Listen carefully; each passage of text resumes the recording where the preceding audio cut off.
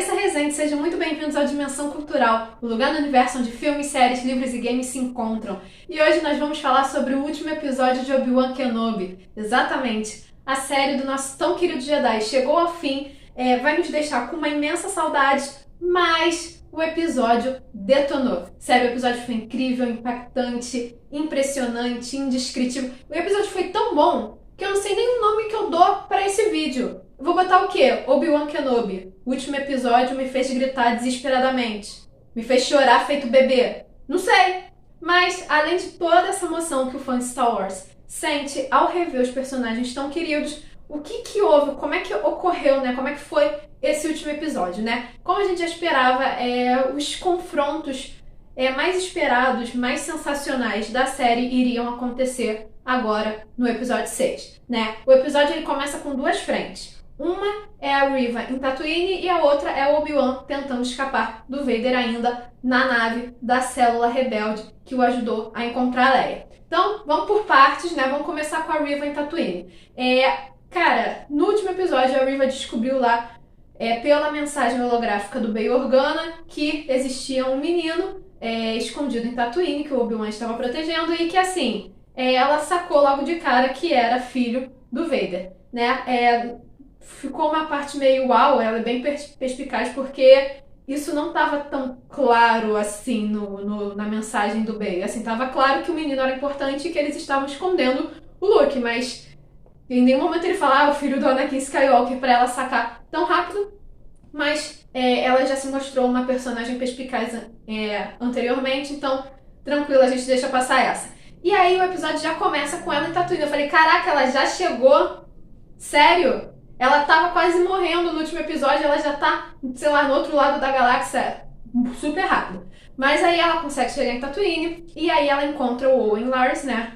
E é muito fofinho porque a primeira imagem que aparece do Owen, né, a primeira cena, é justamente ele na cidade com o Luke, porque eles precisam comprar peças para um speeder, porque aparentemente o Luke quebrou uma das peças, né? E aí um conhecido do Owen fala que ele tá correndo perigo porque tem uma mulher ali que tá atrás dele, né? E aí o Owen já chega na sua casa, né, na sua fazenda de umidade e avisa a Beru. E diz que eles têm que fugir, têm que ir pro meio do deserto, enfim, porque ela vai vir atrás do Luke. E a Beru é simplesmente sensacional, porque ela chega e fala que não vai abandonar a casa dela, dá um blaster pro Owen e fala que eles vão se defender. Que ela virá, né, a Reva virá após o pôr do sol. Pores do sol. Eu não sei o plural de pôr do sol não, gente. Peraí, mas são dois, né? E aí o que acontece? Eles esperam, eles aguardam, eles escondem o Luke, né? Eles chegam e usam como desculpa pro Luke que os Tusken estão voltando a atacar fazendas, né? E o Luke lá todo valente, tipo, eu não tenho medo. E é muito fofinho, tanto a coragem do Luke de 10 anos, quanto o carinho que os tios têm por ele, né? E aí a Reva chega, eles estão escondidos e o Owen atira quase acertando a Reva. Cara, é uma vantagem imensa, porque a gente tá falando de duas pessoas que não são sensíveis à força, né? E a Reva não sentiu aquele ataque vindo, né? Então, eles mandaram super bem nisso daí. E aí, obviamente, né, apesar deles começarem com a vantagem, eles acabam não se saindo vencedores, né? Eles conseguem ser derrotados, a Reva chega até o local onde o Luke está escondido, o Luke consegue escapar e ela vai atrás dele. Bom, mas o que está acontecendo enquanto a Reva tá lá atrás do Luke? O Obi-Wan está na nave rebelde, só que a gente sabe que a nave não tá legal porque o Hyperdrive não tá funcionando. Problema muito comum nas naves do universo de Star Wars, né? Isso precisa ser revisto urgentemente.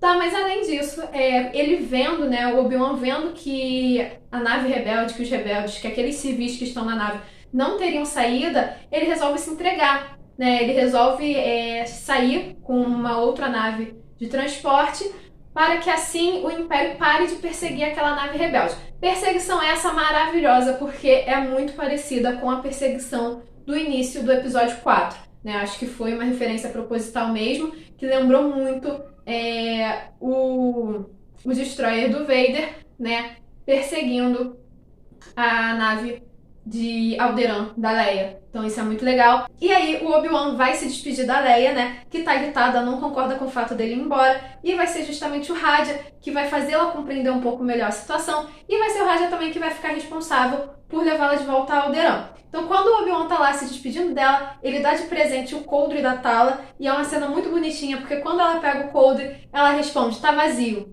E aí o Obi-Wan fala pra ela, Leia, você tem 10 anos e não vou te dar um blaster. Cara, ela aos 10 anos de idade quer ter um blaster porque quer ir pra luta. É ou não é a melhor personagem da saga? Mas aí o Obi-Wan também vai se despedir do Roken, que é o líder daquela célula rebelde. E aí ele fala pro Roken que ele é um líder nato, que é um líder na qual as pessoas seguem, as pessoas confiam, se inspiram nele e que ele nunca deveria parar de lutar. Né? E aí o Roken vai e responde que está apenas começando. Então é muito legal porque é um sinal de que as células rebeldes vão ganhar cada vez mais força, vão lutar cada vez mais e vão caminhar para a formação da aliança. Né? O Obi-Wan também fala com os civis também são contra ele ir embora, né? E aí o Obi-Wan responde justamente que esses civis passaram todos esses anos protegendo e escondendo os Jedi fugitivos e que agora tá na hora dos Jedi protegerem ele. Ou seja, o Obi-Wan tá ali retornando com toda a filosofia da Ordem Jedi, que é proteger a população da galáxia, né? Então é meio que o retorno de Jedi. E aí o Obi-Wan sai da nave rebelde, né? Vai com uma nave menor para o planeta mais próximo de onde eles estão e o Destroyer Imperial segue ele. Ou seja, os rebeldes agora conseguiram fugir em paz, não são mais perseguidos pelo Império e o Vader vai de encontro ao Obi-Wan nesse planeta para ter então o tão esperado confronto. E que luta que eles tiveram! Foi uma das cenas mais fantásticas da série. Foi uma cena extremamente dinâmica, toda cheia de ação, super bem coreografada e ao mesmo tempo foi muito característica dos personagens. Não deixou a desejar nem um pouco em relação ao embate que eles tiveram em Mustafar no episódio 3, mas ao mesmo tempo não é aquele embate, porque eles não são mais os mesmos personagens. Eles evoluíram, eles passaram por traumas, por transformações. Então o Anakin não é mais aquele Anakin e o Obi-Wan não é mais aquele Obi-Wan. Então, ao mesmo tempo que parece muito aquela luta, começa a ser uma luta diferente, porque eles têm ataques diferentes, movimentos diferentes. Está caminhando para o confronto deles em Uma Nova Esperança, né? Então, assim, essa luta é o perfeito equilíbrio entre os personagens do episódio 3 e os personagens do episódio 4. Tá ali bem no meio mesmo para preencher esse buraco. E aí o Vader parte para cima do Obi-Wan com extrema violência, com todo o seu ódio, e a gente vê todo o poder que o Darth Vader realmente tem. Cara, ele abre um buraco embaixo do Obi-Wan, o Obi-Wan cai, o Vader joga várias pedras em cima do Obi-Wan, e aí ele tem a sua tão esperada vitória, né? Quando ele tá indo embora, a gente vê que o Obi-Wan vai conseguir recuperar as suas forças, e é muito legal, porque ele vai recuperar as suas forças se lembrando dos gêmeos. É justamente as memórias do Luke e da Leia que vai fazer com que ele tenha essa renovação, né? É meio que a ideia de que a minha missão ainda não acabou, eu ainda preciso proteger pessoas nessa galáxia, e existem também pessoas que se importam comigo, então existe algo pelo qual vale a pena lutar de fato, né? Então ele recupera as suas forças, ele joga todas as pedras pro alto, e aí ele parte para cima do Vader com total violência. A luta fica cada vez mais violenta. O Obi-Wan bate com o sabre de luz no suporte de vida da armadura do Vader e também consegue dar um golpe na máscara. Então a gente vai ter nesse momento uma cena muito significativa, que é uma cena que a gente já teve em Rebels também, quando o Vader luta com a Ahsoka, que nessa hora a máscara do Vader vai quebrar e a gente vai conseguir ver um lado o Vader e o outro lado o Anakin por trás da máscara. E aí, nesse momento, a gente tem a rendição do Obi-Wan, né? Porque o Obi-Wan vê que o amigo dele ainda tá lá. É um momento na qual ele para de lutar e aí ele pede desculpa, né? Pede desculpas por tudo que aconteceu. E aí o Anakin fala que ele não precisa pedir desculpas porque não foi o Obi-Wan que matou o Anakin Skywalker. Na verdade, foi o próprio Anakin Skywalker, né? Ou seja, foi o Darth Vader que matou o Anakin Skywalker. O que é muito legal porque faz referência a fala do Obi-Wan para o Luke no episódio 4, né? Quando o Obi-Wan fala que o pai do Luke foi morto pelo Darth Vader, né? Então faz total sentido essa interpretação do Obi-Wan. E uma coisa muito legal nessa cena também é que, como a máscara tá quebrada, a gente vê uma parte o Vader e outra parte o Anakin, né? Também teve uma questão da mudança da voz, né? Então, em determinadas falas, a gente vai ter a voz do James Earl Jones como Vader e a voz do Hayden Christensen como Anakin Skywalker. Então essa sobreposição de vozes, né, uma hora tá a voz de uma, outra hora tá a voz de outra, ficou sensacional, ficou de arrepiar a cena, de verdade, foi espetacular. E aí, obviamente que nem tudo ia pra acabar pacificamente, né?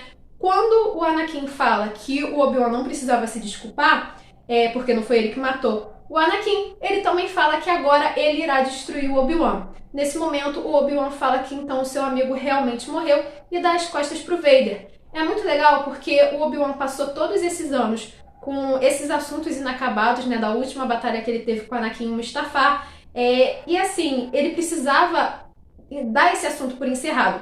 E mesmo que ele não tenha encerrado de fato, não tenha matado o Vader ali, quando ele consegue compreender que o Anakin está de fato morto, que aquela pessoa que está ali na frente dele é o Darth Vader, ele consegue encerrar o assunto. Ele está em paz consigo mesmo, com a situação, então ele não precisa realmente matar o Vader, ele só precisava superar toda essa sensação. Então ele dá as costas e deixa o Vader lá, sozinho, né, ofegante, porque uma parte da armadura está destruída, e parte de volta para Tatooine. Nesse momento que ele está na nave indo em direção a Tatooine, ele percebe que o Luke está em perigo, né? E aí ele corre desesperado para lá, porque nesse meio tempo a Reva já encontrou o Luke, né? Conseguiu fazer com que o Luke caísse de um local alto e aí ele estava desmaiado. Quando o Obi-Wan chega em Tatooine, ele vê o Owen e a Beru gritando pelo Luke. Quando ele vai começar a procurar o garoto, ele percebe que a Reva tá trazendo o Luke no colo. E aí fica aquela sensação, né? Aquela interrogação do tipo, será que ele tá vivo? Será que ela conseguiu cumprir o objetivo dela? Né? Mas aí eles se acalmam quando percebem que o Luke realmente sobreviveu, né? O Owen e a Beru levam o Luke para casa. E a Reva fica lá, que é o momento de redenção dela também, né? Ela começa a chorar porque ela não mata o Luke, porque ela percebe que ela queria se vingar do Anakin por ele ter matado várias crianças.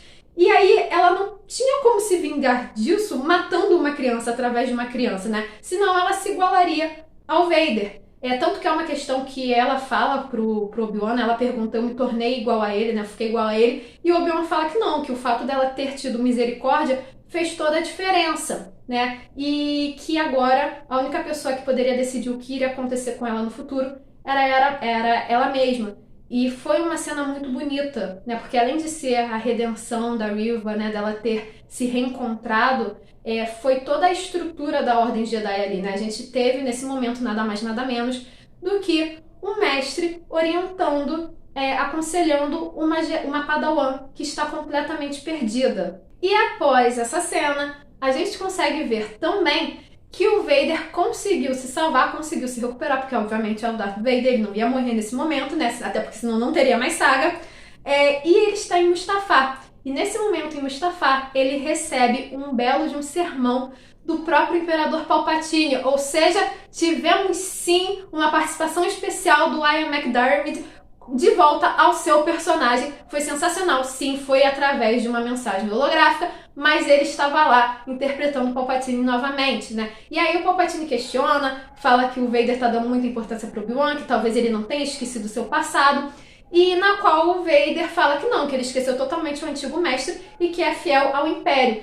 E aí é o assunto por encerrado, né? Porque se ele levou essa chamada do Palpatine, ele não pode mais correr a galáxia inteira atrás do Obi-Wan. Agora ele tem que se preocupar com as prioridades, as missões lá do Império, né? Então é por isso que a gente vai ter então esse intervalo de tempo onde o Vader não vai mais encontrar com o Obi-Wan. E para terminar a aventura do Obi-Wan pela galáxia, a gente vai ter as cenas finais que é ele reencontrando a Leia, né? Ele vai até Alderaan para falar com a Leia, para se despedir propriamente, né? Até para mostrar que ele tá bem. E é muito legal porque antes dele chegar em Alderaan, a Leia vai falar com o pai que se ela tiver que fazer isso, que se ela tiver que participar da política, ela vai fazer, mas ela vai fazer do jeito dela e ela precisa mudar algumas coisas. Na qual o Bail Organa vai responder que então eles vão mudar juntos.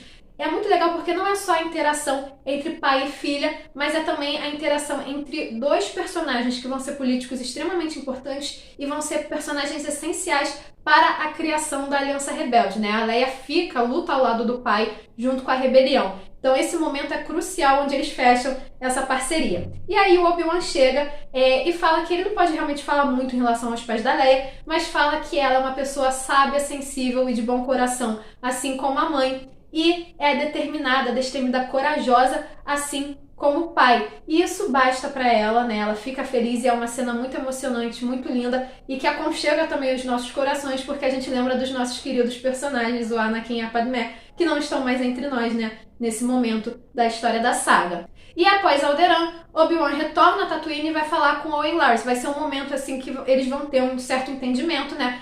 O Obi-Wan vai falar pro Lars que ele vai continuar observando o Luke, mas mais afastado, que ele vai entender que nesse momento o Luke só precisa da proteção da família. E aí o Owen pergunta se o Obi-Wan quer conhecer o Luke. E quando ele chega perto do Luke, a primeira coisa que ele fala é justamente "Hello there!" E entrega pro Luke, né, a nave de brinquedo lá que aparece na cena do Luke em Uma Nova Esperança, ele brincando com a navezinha. Então é uma cena muito bonitinha, até porque o Luke não teve tanta participação na série, teve mais agora no final, né? Então é muito legal ver esse contato direto entre o Luke e o velho Ben Kenobi que vive aí em Tatooine. E quando o Obi-Wan parte em direção ao deserto, ele vai encontrar quem? Justamente aquele personagem que a gente estava mais esperando, Qui-Gon Jinn. Exatamente, Liam Neeson também volta com uma participação especial nesse episódio, que foi incrível, né?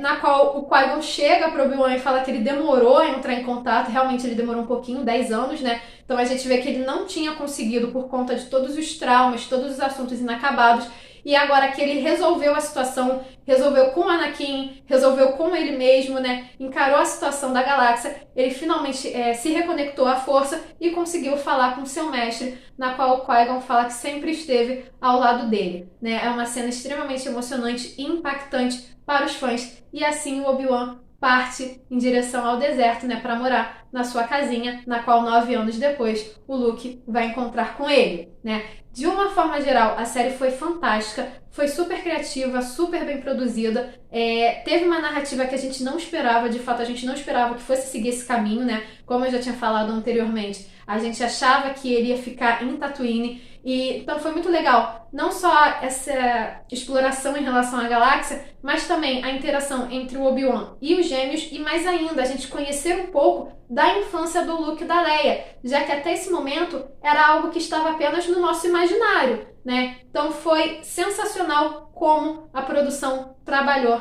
nessa série, né? E foi uma minissérie, foram poucos episódios, só 6 episódios, vai deixar uma saudade imensa, né? Deu só esse gostinho de como foi a vida do Obi-Wan em Tatooine pra gente, mas eu acho que foi uma série do tamanho certo. O Obi-Wan é um personagem extremamente importante dentro do universo de Star Wars, é um dos personagens mais queridos dos fãs, e é justamente esse tipo de personagem que é difícil de trabalhar, né? Tem que ser uma história muito bem bolada para poder aproveitar bem o personagem, que senão acaba desgastando o personagem, né? Se for uma história mal feita ou se ficar estendendo a história dele por muito tempo, a gente tem o desgaste do personagem e aí a qualidade começa a cair e os fãs começam a reclamar, então não fica algo tão legal. Por conta disso, o fato de ter sido uma minissérie, eu acho que foi um ponto super positivo para essa produção. Mas e vocês? O que vocês acharam de Obi-Wan Kenobi? Foi tão extraordinário assim ou esperavam um pouco mais? Deixem a opinião de vocês aqui nos comentários. E se vocês gostaram desse vídeo, não se esqueçam de curtir e de se inscrever no canal. Nos vemos na próxima!